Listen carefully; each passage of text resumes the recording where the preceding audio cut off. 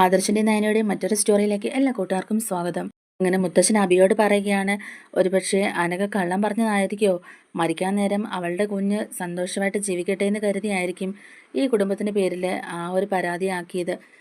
അല്ലെങ്കിൽ പിന്നെ ആ കുട്ടി ഇത്രയും ക്രിട്ടിക്കൽ സ്റ്റേജ് ആകുന്നതിന് മുമ്പ് തന്നെ എന്നെ വിളിച്ചിട്ട് കാര്യങ്ങളൊക്കെ പറയേണ്ടതല്ലേ എന്നിങ്ങനെ മുത്തശ്ശൻ ചോദിക്കുന്നുണ്ട്. ഇതിപ്പോൾ എന്താണെന്ന് അറിയാൻ വേണ്ടിയിട്ടാണല്ലോ ഞാൻ കൺഫ്യൂഷനായിട്ട് നിൽക്കുന്നത്. അതുപോലെ തന്നെ ബന്ധുക്കളോടും അവൾ പറഞ്ഞിട്ടുണ്ടാവും അതാണ് ആ കുട്ടിയുടെ അച്ഛനെന്ന്. അങ്ങനെയായിരിക്കും അവർ നമ്മുടെ മേലെ അല്ലെങ്കിൽ ആദർശിന് മേലെ ബഹളം വെച്ചത്. എൻ്റെ കൊച്ചുമക്കൾ ആരും അങ്ങനെ ചെയ്യുമെന്ന് എനിക്കൊരു വിശ്വാസവും ഇല്ല. ഈ മനസ്സിൽ ഓർക്കുകയാണ്, ഈശ്വര, ആദർശിനെ കൊടുക്കാൻ നോക്കിയിട്ട് ഇതിപ്പോൾ ഒന്നും ചെയ്യാൻ പറ്റാത്ത അവസ്ഥയാണല്ലോ എന്ന്. മുത്തച്ഛൻ പറയുന്നുണ്ട്, എനിക്ക് വേണമെങ്കിൽ ഇപ്പം തന്നെ അത് തെളിയിക്കാവുന്നേ ഉള്ളൂ. നിങ്ങളുടെ 3 പേരുടെയും DNA ടെസ്റ്റ് എടുത്താൽ തന്നെ ഇപ്പം തന്നെ സത്യങ്ങൾ അറിയാൻ സാധിക്കും. പക്ഷേങ്കിൽ ഞാനതൊന്നും അന്വേഷിക്കാനോ തിരക്കാനോ ഒന്നും പോകുന്നില്ല.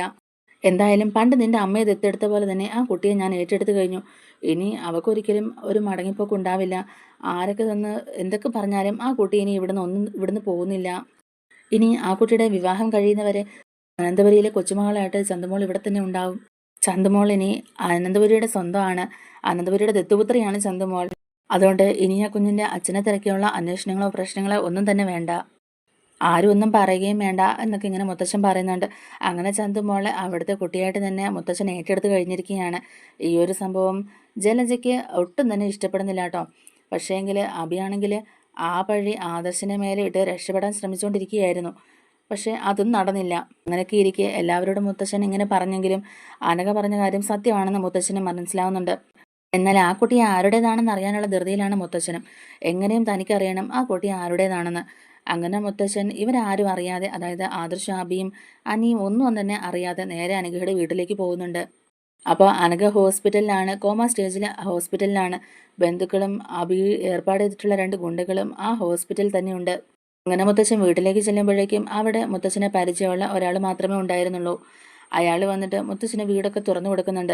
മുത്തച്ഛൻ ചോദിക്കുന്നുണ്ട്, അല്ലടോ, ആ കുട്ടി എത്ര നാളായി ഇവിടെ താമസമാക്കിയിട്ടെന്ന്. ഏറിപ്പോയാൽ 1.5 മാസം. ആ സമയത്താണ് ഈ വീട് വാടകയ്ക്ക് എടുത്തത് എന്നൊക്കെ ഇങ്ങനെ പറയുന്നുണ്ട്. എൻ്റെ ഒരു പരിചയക്കാരൻ്റെ സുഹൃത്താണ് ഈ കുട്ടി. അങ്ങനെയാണ് ആ കുട്ടി ഈ വീട് വാടകയ്ക്ക് ചോദിച്ചത്. എന്താ ചെറിയ അസുഖമുണ്ടെന്നും ട്രീറ്റ്മെൻറ്റ് ആവശ്യത്തിന് വേണ്ടിയിട്ടുമാണ് ഇവിടെ താമസിക്കുന്നതെന്നും ആ കുട്ടി പറഞ്ഞിരുന്നു. പക്ഷേ ഇത്രയ്ക്ക് സീരിയസ് ആണെന്നൊന്നും അറിഞ്ഞില്ല. പക്ഷേ അന്നിവിടെ വെച്ച് മരിച്ച പോലെ കിടന്നപ്പോൾ ഞാൻ ആകെ പേടിച്ചുപോയി എന്നൊക്കെ ഇങ്ങനെ പറയുന്നുണ്ട്. സാറിന് അറിയാമല്ലോ, ഈ വീട്ടിലിപ്പോൾ ഒരു മരണം നടന്നിട്ടുണ്ടെങ്കിൽ അടുത്തെങ്ങും ഈ വീട് വാടകയ്ക്ക് കൊടുക്കാൻ പറ്റില്ല. പക്ഷേ എന്തായാലും ദൈവം എന്നെ അനുഗ്രഹിച്ചു. ലാസ്റ്റ് നിമിഷമാണ് ആ കുട്ടിയുടെ ബന്ധുക്കൾ വന്നുകൊണ്ട് ആ കുട്ടീനെ രക്ഷപ്പെടുത്താൻ പറ്റി. എന്തായാലും ആ കുട്ടിയുടെ 2ാം ജന്മമല്ലേ എന്നൊക്കെ ഇങ്ങനെ അയാൾ ചോദിക്കുന്നുണ്ട്. ഇപ്പോൾ കോമ സ്റ്റേജിലാണ് അല്ലേ സാറേ, ഞാനതൊക്കെ അറിയുന്നുണ്ട് എന്നൊക്കെ ഇങ്ങനെ പറയുന്നുണ്ട്. എന്തായാലും ഈ വീട് ഒഴിപ്പിക്കുന്നതിനെ കുറിച്ച് ഞാൻ സംസാരിച്ചിട്ടുണ്ട്. പക്ഷേങ്കിൽ ആ കുട്ടി സമ്മതിക്കുന്നില്ല. ഞാൻ പറഞ്ഞില്ലേ എൻ്റെ സുഹൃത്താണെന്ന്. അവർ പറഞ്ഞത് കുറച്ച് നാളും കൂടെ ആ കുട്ടി ഇങ്ങനെ കിടക്കുമെന്നാണ് പറയുന്നത്. അതുകൊണ്ട് ആ കുട്ടിയെ വീട്ടിലേക്ക് കൊണ്ടുവന്ന് നോക്കാനുള്ള പ്ലാനാണെന്നൊക്കെ ഇങ്ങനെ പറയുന്നത് കേട്ടു. അതുകൊണ്ട് ഈ വീട് ഇങ്ങനെ തന്നെ ഇട്ടേക്കുകയാണ് എന്നൊക്കെ ഇങ്ങനെ പറയുന്നുണ്ട് അയാൾ. അപ്പോഴേക്കും മുത്തശ്ശൻ പറയുന്നുണ്ട്, അതിനുള്ള സാമ്പത്തിക ശേഷിയൊക്കെ ആ കൊച്ചിനുണ്ടോ? സാറേ, ഉണ്ടെന്നാണ് പറയുന്നത് കേട്ടെ. ഈ കുട്ടിയുടെ കാര്യം എന്ന് പറഞ്ഞിട്ടുണ്ടെങ്കിൽ 3-4 വർഷം മുമ്പ് ഏതൊരു പയ്യനുമായിട്ട് സ്നേഹത്തിലായിരുന്നു. ആ സമയത്ത് ഈ കുട്ടി ഗർഭിണിയായി. ഇവിടെ നിൽക്കാൻ പറ്റാതെ വന്നപ്പോഴാണ് ആ പയ്യൻ ആ കുട്ടിയും അതിലുണ്ട് ആ കുഞ്ഞിനെയും സ്വീകരിക്കില്ല എന്ന് പറഞ്ഞപ്പോഴാണ് ഗൾഫിൽ പോയി ആ കുട്ടിയെ പ്രസവിച്ച് നന്നായി ജോലിയെടുത്ത് ഇഷ്ടം പോലെ സമ്പാദിച്ചിട്ടുണ്ട്. അങ്ങനെ ഒരുപാട് സ്വത്തും പണമൊക്കെ സമ്പാദിച്ചിട്ടാണ് ആ കുട്ടി അന്തസ്സായിട്ട് ജീവിക്കുന്നത്. ആ സമയത്താണ് ആ കുട്ടിക്ക് അസുഖം വന്നത് എന്നൊക്കെയാണ് എന്നോട് പറഞ്ഞതെന്ന് അയാൾ പറയുന്നുണ്ട്. ഞാൻ കുറേ പറഞ്ഞപ്പോൾ അവർ പറഞ്ഞത് ഈ വീടും സ്ഥലവും അവർക്ക് സ്വന്തമായിട്ട് മേടിച്ചോളാം എന്നാണ് പറഞ്ഞത്. പക്ഷേ സാറിനറിയാമല്ലോ, ഇതൊരു കുടുംബ വീടായതുകൊണ്ടാണ് ഞാനിത് വിൽക്കാൻ മടിക്കുന്നത്. അല്ലടോ, ഈ പറഞ്ഞ അനഘയ്ക്ക് അമ്മയും അച്ഛനും ആങ്ങളമാരും ഒന്നുമില്ലേ എന്നൊക്കെ ഇങ്ങനെ മുറത്ത് ചോദിക്കുമ്പോഴേക്കും അതിനെക്കുറിച്ചൊന്നും എനിക്ക് അറിയില്ല സാറേ, അതിനെക്കുറിച്ചൊന്നും ഞാൻ ചോദിച്ചില്ല. ഈ കുട്ടി വീട്ടുകാരൊന്നുമായിട്ട് വലിയ കോളൊന്നും ഇല്ലയെന്നാണ് തോന്നുന്നത് എന്നൊക്കെ ഇങ്ങനെ പറയുന്നുണ്ട്. അന്ന് ഞാൻ ചോദിച്ചപ്പോഴും ആ കുട്ടി അങ്ങനെയാണ് പറഞ്ഞത്. കാരണം ഇങ്ങനൊരു സിറ്റുവേഷനിൽ വീട്ടുകാരും ഇത് അക്സെപ്റ്റ് ചെയ്യില്ല. അതുകൊണ്ട് തന്നെ വീട്ടുകാരുമായിട്ട് ഞാനിത് വലിയ ടച്ചപ്പിലല്ല എന്ന് ആ കുട്ടി പറഞ്ഞതെന്നൊക്കെ ഇങ്ങനെ പറയുന്നുണ്ട്. അതുകൊണ്ട് അതിനെക്കുറിച്ച് ഡീറ്റെയിൽ ആയിട്ടൊന്നും അറിയില്ല. ആ കുട്ടിയുടെ ബന്ധുക്കളെന്നും പറഞ്ഞ് കുറച്ച് പേര് വന്നിരുന്നു. അവരാരാണെന്നൊന്നും എനിക്കറിയില്ല. അവരിൽ ചിലരാണ് ആ കുട്ടിക്ക് അനക്കമുണ്ടെന്ന് മനസ്സിലാക്കിയിട്ട് ഹോസ്പിറ്റലിലും കൊണ്ടുപോയിട്ടുള്ളത്. എന്തായാലും ഇഷ്ടംപോലെ സമ്പത്തുള്ളത് കൊണ്ട് ഇവിടെ കൊണ്ടുവന്ന് വെച്ച് സൗകര്യങ്ങളോടും കൂടി എല്ലാം നോക്കാനായിട്ടാണ് തീരുമാനിച്ചിരിക്കുന്നത്. അങ്ങനെയൊക്കെയാണ് പറയുന്നത് കേട്ടത്. പിന്നെ ആത്മാർത്ഥതയുള്ള കുറച്ച് സുഹൃത്തുക്കളുണ്ട്. ആ സുഹൃത്തുക്കളാണ് ഇപ്പോൾ എല്ലാ കാര്യത്തിനും ഓടി നടക്കുന്നത് എന്നൊക്കെ ഇങ്ങനെ പറയുന്നുണ്ട്. എന്തായാലും ഞാനിവിടെ വന്ന കാര്യം താൻ ആരോടും പറയാൻ നിൽക്കണ്ട, എൻ്റെ വീട്ടിലുള്ളവരോടും ഇതൊന്നും പറയാൻ നിൽക്കണ്ട എന്നൊക്കെ ഇങ്ങനെ പറയുന്നുണ്ട്. അപ്പോഴേക്കും അയാൾ മൂർത്തിയോട് ചോദിക്കുന്നുണ്ട്, സാറേ ഞാൻ ഈ അറിഞ്ഞ കാര്യം സത്യമാണോ? സാറിൻ്റെ കൊച്ചുമകനാണ് ആ കുഞ്ഞിൻ്റെ അച്ഛനെന്ന് ഇങ്ങനെ പറയുന്നത് കേട്ടു. അത് സത്യമാണോ എന്ന് ഇങ്ങനെ ചോദിക്കുന്നുണ്ട്. അന്ന് ഇവിടെ ആ കുട്ടീനെ കൊണ്ടുവന്ന് വെച്ച സമയത്ത് മരിച്ചില്ലെങ്കിൽ പോലും ആ കുട്ടി അങ്ങനെ കുറച്ച് സമയം ഇവിടെ കിടന്നതല്ലേ? ആ സമയത്തായിരുന്നല്ലോ അവിടെ പ്രശ്നങ്ങളൊക്കെ ഉണ്ടായിരുന്നത്. അവളുടെ ബന്ധുക്കളാന്ന് പറഞ്ഞ് ഇവിടെ ഉണ്ടായിരുന്നവർ നിർബന്ധപൂർവ്വം ആ കുട്ടിയെ നിങ്ങളുടെ കയ്യിൽ ഏൽപ്പിക്കുന്നത് ഞാൻ കണ്ടായിരുന്നു. അതിലെന്തെങ്കിലും സത്യമുണ്ടോ? സാറിൻ്റെ കൊച്ചുമക്കളിൽ ആരെങ്കിലും ഒരാളാണോ ആ കുട്ടിയുടെ അച്ഛൻ എന്നൊക്കെ ഇങ്ങനെ ചോദിക്കുന്നുണ്ട്. അപ്പോഴേക്കും മുത്തശ്ശൻ പറയുന്നുണ്ട്, ഒന്നിലും അങ്ങോട്ടൊരു വ്യക്തതയില്ല. അവൻ്റെ ഒരു ഫോട്ടോ മാത്രം കണ്ടിട്ട് നമുക്കങ്ങനെ പറയാൻ പറ്റില്ലല്ലോ. ഇതിൻ്റെ ഇടയിൽ എന്തൊക്കെയോ കളികളുണ്ട്. അതൊക്കെ ഞാൻ അന്വേഷിച്ചുകൊണ്ടിരിക്കുകയാണ്. ആ അന്വേഷണത്തിൻ്റെ ഭാഗമായിട്ടാണ് ഞാൻ ഇങ്ങോട്ടേക്ക് വന്നതും. അതുകൊണ്ടാണ് പറഞ്ഞത് ആരും ഇതൊന്നും അറിയണ്ടെന്ന്. അങ്ങനെ ഞാൻ ഇങ്ങോട്ടേക്ക് വന്നെന്നോ ഈ കാര്യങ്ങളെക്കുറിച്ച് അന്വേഷിച്ചെന്നോ ഒന്നും തന്നെ ആരോടും പറയാനും നിൽക്കണ്ട. ഞാൻ അവരെ ആരെയും അറിയിക്കാതെയാണ് ഇങ്ങോട്ടേക്ക് വന്നത് എന്നൊക്കെ ഇങ്ങനെ പറയുന്നുണ്ട്. ഇല്ല സാറേ, ഞാൻ ആരോടും പറയുന്നില്ല. അപ്പോഴേക്കും അയാൾ പറയുന്നുണ്ട്, സാറിൻ്റെ കൊച്ചുമക്കളിൽ ആരോ ഒരാളാണ് ആ കുഞ്ഞിൻ്റെ അച്ഛനെന്ന് പറഞ്ഞപ്പോൾ പോലും ഞാനിവിടെ ആരോടും ആ കാര്യങ്ങളൊന്നും പറഞ്ഞിട്ടില്ല. പലരും എന്നോട് ചോദിച്ചു, പക്ഷെ അവരോട് പോലും ഞാൻ പറഞ്ഞത് അങ്ങനെ ആകാൻ വഴിയില്ലെന്നാണ് പറഞ്ഞിട്ടുള്ളത് എന്നൊക്കെ ഇങ്ങനെ പറയുന്നുണ്ട്. ആ കുട്ടി മരിക്കുന്നതിന് മുമ്പ് അങ്ങനെ പറഞ്ഞുവെങ്കിലും അത് സത്യമാകണമെന്നില്ലല്ലോ. പിന്നെ ഒരു ഫോട്ടോ ഒക്കെ ഇപ്പം കൊണ്ടുവന്ന് വെച്ചിട്ടുണ്ടെങ്കിൽ ആ ഫോട്ടോ അത് മാത്രം തെളിവാക്കി എടുക്കാനും പറ്റില്ലല്ലോ. ഇന്നത്തെ കാലത്ത് അങ്ങനെയൊക്കെ ചെയ്യാൻ വലിയ ബുദ്ധിമുട്ടുണ്ടോ എന്നൊക്കെ ഇങ്ങനെ ചോദിക്കുന്നുണ്ട്. എന്തായാലും ആ കുട്ടി കോമ സ്റ്റേജിലാണ്. ഇനിയിപ്പോൾ ആ കുട്ടി എന്തെങ്കിലും സത്യങ്ങൾ പറഞ്ഞാൽ തന്നെ അതിപ്പോൾ എപ്പോഴാന്ന് വെച്ചിട്ടാണ്. അതുകൊണ്ടാണ് ഞാൻ ഇങ്ങനെ ഒരു അന്വേഷണമായിട്ട് ഇറങ്ങിയത്. കാരണം ഈ ഒരു സംഭവം എൻ്റെ കൊച്ചുമക്കളുടെ ജീവിതത്തിൽ ബാധിക്കാൻ പാടില്ല. അതുകൊണ്ട് ഇതിൻ്റെ സത്യാവസ്ഥ എന്തായാലും എനിക്ക് കണ്ടുപിടിച്ചേ മതിയാകൂ. അതുകൊണ്ടാണ് ഞാൻ തന്നെ ഇതിന് മുന്നിട്ട് ഇറങ്ങിയത് എന്നൊക്കെ ഇങ്ങനെ മുത്തച്ഛൻ പറയുന്നുണ്ട്. എടുത്തു ചാടി ഒന്നും ചെയ്യാൻ പറ്റത്തില്ല. അതിന് മുമ്പായിട്ട് എനിക്ക് കുറച്ച് കാര്യങ്ങളൊക്കെ ചെയ്യാനുണ്ട്. അത് മതിയെന്ന് ഓർത്തിട്ടാണ് ഞാൻ വേറൊന്നിനും ഇറങ്ങാത്തത് എന്നൊക്കെ അങ്ങനെ പറയുന്നുണ്ട്. അങ്ങനെ വീടൊക്കെ തുറന്നു കൊടുത്തിട്ട് അയാൾ അവിടെ നിന്ന് പോകുന്നുണ്ട്. മുത്തച്ഛനകത്തേക്ക് കയറിയിട്ട് എല്ലാം ഇങ്ങനെ ഒന്ന് സെർച്ച് ചെയ്ത് നോക്കുന്നുണ്ട്. അങ്ങനെ ഹാളിലും ബാക്കി റൂമിലൊക്കെ ഇങ്ങനെ പരിശോധിച്ച് നോക്കുന്നുണ്ട്. അവിടെ ചന്തുമോളുടെ ടോയ്സും ഉടുപ്പുകളും ഒക്കെ കാണുന്നുണ്ട്. അതുപോലെ തന്നെ മുത്തശ്ശൻ എല്ലാ മുറികളിലും തുറന്നു നോക്കുന്നുണ്ട്. അവിടെ ഇരിക്കുന്ന സാധനങ്ങളൊക്കെ ഇങ്ങനെ നോക്കുന്നുണ്ട്. അപ്പോഴേക്കും അവിടെ ആദർശിൻ്റെയും അനഘയുടെയും ഒരുമിച്ചുള്ള ഫോട്ടോയും കാണുന്നുണ്ട്. അപ്പോഴേക്കും ആ ഹാളിൽ അനഘയുടെയും ആദർശിൻ്റെയും ഫോട്ടോ ഒരുമിച്ച് വെച്ചത് മോർഫ് ചെയ്ത് വെച്ചിട്ടുള്ളതാണല്ലോ. ആ ഒരു സമയത്ത് മുത്തശ്ശൻ കാണുന്നത് അനഘയുടെ മോർഫ് ചെയ്യാത്ത ഒരു ഫോട്ടോയാണ്. അതേ സെയിം ഫോട്ടോ തന്നെയാണ് അനഘയുടെ അവിടെ മോർഫ് ചെയ്യാതിരിക്കുന്ന ഫോട്ടോ. അങ്ങനെ മുത്തശ്ശന് ആ രണ്ട് ഫോട്ടോ എടുത്ത് നോക്കുമ്പോഴേക്കും തന്നെ മുത്തശ്ശന് മനസ്സിലാവുന്നുണ്ട് ആ ഫോട്ടോ ആദർശിൻ്റെ ഫോട്ടോ അവിടെ കൂട്ടിച്ചേർത്തിട്ടുള്ളതെന്നുള്ള കാര്യം. അങ്ങനെ അനഘയുടെ അലമാരിയൊക്കെ ഇങ്ങനെ തുറന്ന് നോക്കുമ്പോഴേക്കും അനഘയുടെ ഒരു പേഴ്സ് മുത്തശ്ശൻ കാണുന്നുണ്ട്. ആ പേഴ്സ് ഇങ്ങനെ തുറന്ന് നോക്കുമ്പോഴേക്കും തന്നെ അനഘയുടെ ID പ്രൂഫും ബാക്കി കാര്യങ്ങളും എല്ലാം ഡ്രൈവിംഗ് ലൈസൻസും എല്ലാം തന്നെ മുത്തശ്ശൻ കാണുന്നുണ്ട്. അതൊക്കെ ഇങ്ങനെ എടുത്ത് നോക്കുന്നുമുണ്ട്. അങ്ങനെ മുത്തശ്ശൻ അവളുടെ യഥാർത്ഥ അഡ്രസ്സും കാര്യങ്ങളും എല്ലാം കളക്ട് ചെയ്യുന്നുണ്ട്.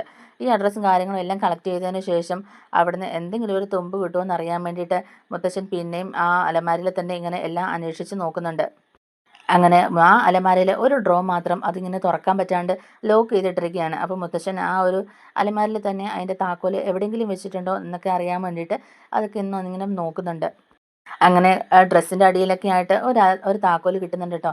ആ താക്കോൽ കിട്ടുമ്പോഴേക്കും തന്നെ ആ ഒരു രഹസ്യ ഉറയാണത്. അതിങ്ങനെ ഒരു തുറന്ന് നോക്കുന്നുണ്ട്. മുത്തശ്ശൻ ആകാംക്ഷയോട് കൂടി തന്നെ ആ ഒരു ഡ്രോ ഇങ്ങനെ തുറക്കുമ്പോഴേക്കും അതിനകത്ത് കുറച്ച് ഡോക്യുമെൻറ്റ്സും ഫയൽസും കാര്യങ്ങളൊക്കെയാണ് ഇരിക്കുന്നത്. അതൊക്കെ എടുത്ത് നോക്കുമ്പോഴേക്കും തന്നെ മുത്തശ്ശൻ കാണുന്നുണ്ട് ചന്തുമോളുടെ കുഞ്ഞിലെ മുതലുള്ള ഫോട്ടോസൊക്കെ അതിനകത്തുണ്ടായിരുന്നു. അതെല്ലാം ഇങ്ങനെ ഓരോന്നോരോന്ന് മുത്തശ്ശൻ എല്ലാം ഇങ്ങനെ തിരഞ്ഞു പറക്കി നോക്കുന്നുണ്ട്. അതുപോലെ തന്നെ അനഘയുടെ കുറച്ച് ഫോട്ടോസും ട്രീറ്റ്മെൻറ്റ് കാര്യങ്ങളും അങ്ങനെ എല്ലാ ഫയലുകളും ഡോക്യുമെൻറ്റ്സും ഒക്കെയാണ് ആ ഒരു സെക്ഷനിൽ ഉണ്ടായിരുന്നത്. അങ്ങനെ എടുത്ത് നോക്കുമ്പോഴാണ് കാണുന്നത് അനഘയുടെ അച്ഛൻ്റെ അമ്മയുടെ ഫോട്ടോസും അച്ഛൻ്റെ അമ്മയുടെ കൂടെ നിൽക്കുന്ന ഫോട്ടോസും ആങ്ങളമാരുടെ കൂടെ നിൽക്കുന്ന ഫോട്ടോസും എല്ലാം തന്നെ കാണുന്നുണ്ട്. അങ്ങനെ ലാസ്റ്റ് ഒരു ഫയലിനകത്ത് അബിയുടെ ഒരു ഫോട്ടോ മുത്തശ്ശൻ അവിടെ കാണുന്നുണ്ട്. അങ്ങനെ അബിയുടെ ഫോട്ടോ ആ ഒരു അനഘയുടെ ഫയലിൽ കാണുമ്പോഴേക്കും തന്നെ മുത്തശ്ശന് കാര്യങ്ങളൊക്കെ മനസ്സിലായിട്ടുണ്ട്. 3 കൊച്ചുമക്കളിൽ ഒരാളാണ് കുട്ടിയുടെ അച്ഛൻ എന്നാണല്ലോ അനഘ പറഞ്ഞത്. എന്തായാലും അനിയും ആദർശും അങ്ങനെ ഒരു തെറ്റ് ചെയ്തിട്ടുണ്ടാവില്ല. പിന്നെയും മുത്തശ്ശന് കൂടി സംശയമുള്ളത് അബിയെ മാത്രമാണ്. പിന്നെയും എന്തെങ്കിലും പ്രൂഫുകൾ ഉണ്ടോ എന്നൊക്കെ അറിയാൻ വേണ്ടിയിട്ട് അലമാരിലെ തുണിയൊക്കെ നീക്കിയിട്ട് ഇങ്ങനെ മുത്തശ്ശൻ നോക്കുന്നുണ്ട്. അനഘയുടെ ഡ്രസ്സിൻ്റെയൊക്കെ അടിയിലായിട്ട് ആരും കാണാത്ത രീതിയിൽ തന്നെ ഒരു ഫയൽ ഇരിപ്പുണ്ട്. ആ ഫയൽ മുത്തശ്ശൻ എടുത്തിട്ട് ഇങ്ങനെ നോക്കുമ്പോഴേക്കും തന്നെ അതിലൊരു ആൽബമാണ് ഇരിക്കുന്നത്. ആ ആൽബത്തിനകത്ത് നിറച്ച് അനഘയുടെ ഫോട്ടോയാണ്. അനഘയും അബിയും കൂടെ ഒന്നിച്ച് പ്രേമിച്ചുകൊണ്ടിരുന്നപ്പോഴുള്ള ഒരു ഫോട്ടോസൊക്കെയാണ് അതിനകത്തുണ്ടായിരുന്നത്. അവരൊന്നിച്ചിരുന്നെടുത്ത ഫോട്ടോസും കുറേ ഫോട്ടോസ് ആ ഒരു ആൽബത്തിലുണ്ടായിരുന്നു. ഇതൊക്കെ നമ്മുടെ മുത്തശ്ശൻ ഇങ്ങനെ മറച്ച് നോക്കുന്നുണ്ട്. അപ്പോൾ തന്നെ മുത്തശ്ശന് കാര്യങ്ങളൊക്കെ മനസ്സിലാവുന്നുണ്ട് ആ കുഞ്ഞിൻ്റെ അച്ഛൻ അബിയാണെന്നുള്ള കാര്യം. നാളെ എന്തെങ്കിലും ഒരു ആവശ്യം വന്നിട്ടുണ്ടെങ്കിൽ എന്തെങ്കിലും ഒരു പ്രൂഫ് വേണമെന്ന് കരുതിയിട്ടായിരിക്കും അനഘ ഇങ്ങനെ ചെയ്തിട്ടുണ്ടാവുക. അനഘ എല്ലാം തന്നെ സൂക്ഷിച്ചു വെച്ചിട്ടുണ്ടായിരുന്നു. ഫയൽസും ഫോട്ടോസും കാര്യങ്ങളെല്ലാം മുത്തശ്ശൻ എടുക്കുന്നുണ്ട്. അങ്ങനെ മുത്തശ്ശന് കാര്യം മനസ്സിലായി. ചന്തുമോൾ അബിയുടെ കുട്ടി തന്നെയാണെന്നും അബി അഭിനയിക്കുകയാണെന്നും എല്ലാവരും പറ്റിക്കുകയാണെന്നും മനസ്സിലാവുന്നുണ്ട്. എന്തായാലും ഒന്നും അറിയാത്ത രീതിയിൽ മുത്തശ്ശൻ പെരുമാറുന്നുണ്ട്. അത് വേറൊന്നും കൊണ്ടല്ല, അബിയെ കൊണ്ട് തന്നെ സത്യം പറയിപ്പിക്കാൻ വേണ്ടിയിട്ട് മുത്തശ്ശൻ അറിഞ്ഞ കാര്യങ്ങളൊക്കെ ഇങ്ങനെ മറച്ചു വെക്കുന്നുണ്ട്. നൈസായിട്ട് ഒന്നും അറിയാത്ത പോലെ തന്നെ ആദർശൻ്റെ തലയിൽ കെട്ടി വെച്ചതല്ലേ. എന്നിട്ട് മുത്തച്ഛൻ ഇങ്ങനെ മനസ്സിൽ ഓർക്കുന്നുണ്ട്. അവന് അനഘനെയും അറിയാം, അനഘയുടെ കുഞ്ഞിനെയും അറിയാം, 5 വയസ്സുള്ള മോളുണ്ടെന്നുള്ള കാര്യവും അറിയാം. അതുപോലെ തന്നെ അനഘയ്ക്ക് ബ്രെയിൻ ട്യൂമർ ആണെന്നുള്ളതും അധികകാലം ഇനി അനഘ ജീവിച്ചിരിക്കില്ല എന്നുള്ള കാര്യങ്ങളും എല്ലാം തന്നെ അബിക്ക് അറിയാമായിരുന്നു. എന്നിട്ടാണ് അവൻ നാടകീയമായിട്ട് ഇത് ഇത്രയും കൊണ്ട് എത്തിച്ചത് എന്നൊക്കെ ഇങ്ങനെ മുത്തച്ഛൻ മനസ്സിൽ ചിന്തിക്കുന്നുണ്ട്. മുത്തശ്ശന് നല്ല ദേഷ്യവും വരുന്നുണ്ട്. മുത്തശ്ശൻ മനസ്സിൽ ഓർക്കുന്നുണ്ട്, ഇപ്പം എന്തായാലും അവനോടൊന്നും ചോദിക്കണ്ട, അവൻ എവിടെ വരെ പോകുമെന്ന് ഞാനൊന്ന് നോക്കട്ടെ. എല്ലാവരെയും പറ്റിച്ച് അവനൊരു ബ്രാഞ്ച് തന്നെ അടിച്ചു പറ്റാൻ നോക്കിയിരിക്കുകയല്ലേ. ഞാൻ ആരാണെന്ന് അവന് കാണിച്ചു കൊടുക്കാം. എന്തായാലും അവനെ ഞാൻ ആ വീട്ടിൽ നിന്ന് പുറത്താക്കും എന്നൊക്കെ ഇങ്ങനെ മുത്തശ്ശൻ തീരുമാനിക്കുന്നുണ്ട്. അങ്ങനെ മുത്തശ്ശൻ അവിടെ നിന്ന് ഇറങ്ങുന്നുണ്ട്. അയാളെ താക്കോൽ ഏൽപ്പിച്ചിട്ട് ഞാൻ ഈ ഫയൽസൊക്കെ എടുത്തുകൊണ്ട് പോവുകയാണെന്ന് ഇങ്ങനെ പറയുന്നുണ്ട്.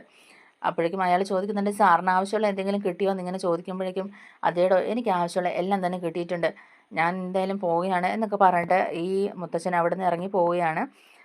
അങ്ങനെ മൂർത്തി ഇങ്ങനെ അനന്തപുരിയിലോട്ട് കയറി ചെല്ലുമ്പോഴേക്കും തന്നെ അവിടെ മുത്തശ്ശിയും ദേവയാനിയും ഒക്കെ ഇരുന്ന് വർത്തമാനം പറഞ്ഞുകൊണ്ടിരിക്കുകയാണ്.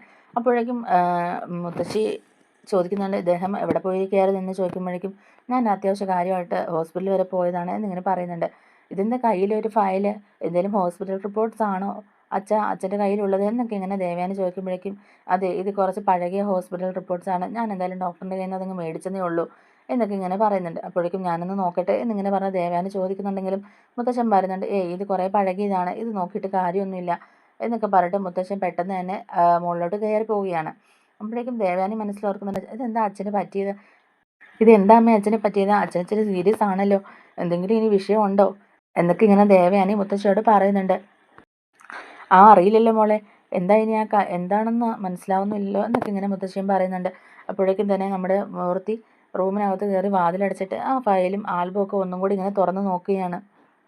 ഇതൊക്കെ കണ്ടിട്ട് ആകെപ്പാടെ തല പെരുത്ത് വരുന്നുണ്ട്. അബിയെ പിടിച്ചിട്ട് അലക്കാനുള്ളൊരു ദേഷ്യം വരുന്നുണ്ട്.